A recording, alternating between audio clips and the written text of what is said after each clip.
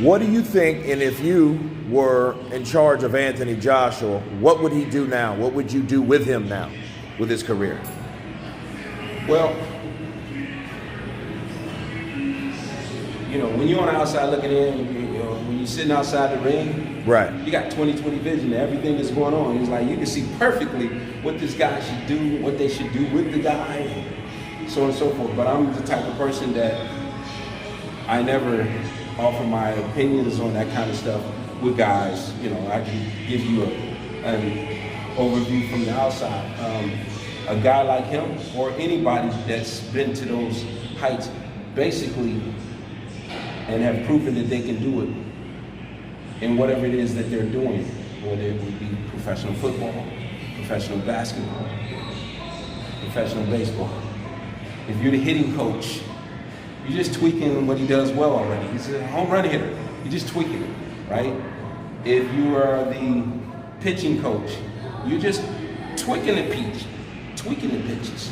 You're not changing the delivery of the pitches.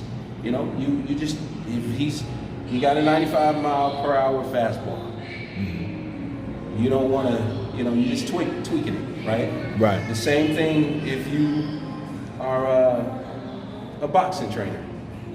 If you're a boxing trainer, you take the guy that's already done the things that he's done, and you study him and you learn him, and you just try to offer some things to improve the things that he already does well, and the things that he doesn't do so well, you want to try to bring those things up, build a bond with him, and go to the ring in a sparring session, or even before a sparring session. Get him to do those things on a bag. Get him to do those things with hand pads.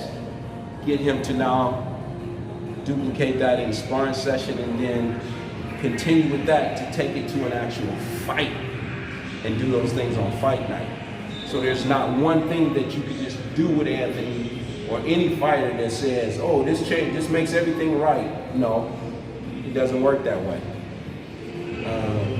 The best trainers and the smartest trainers, and I just can't tell you who they are because we don't share this kind of information, but I'm gonna share it.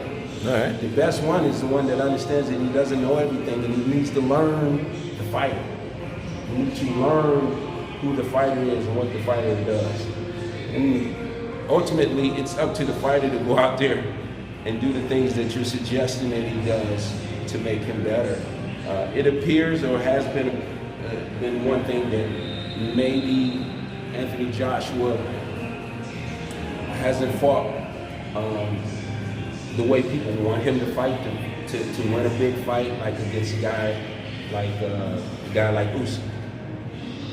But you go back and you study that fight, or those fights, two of them, right?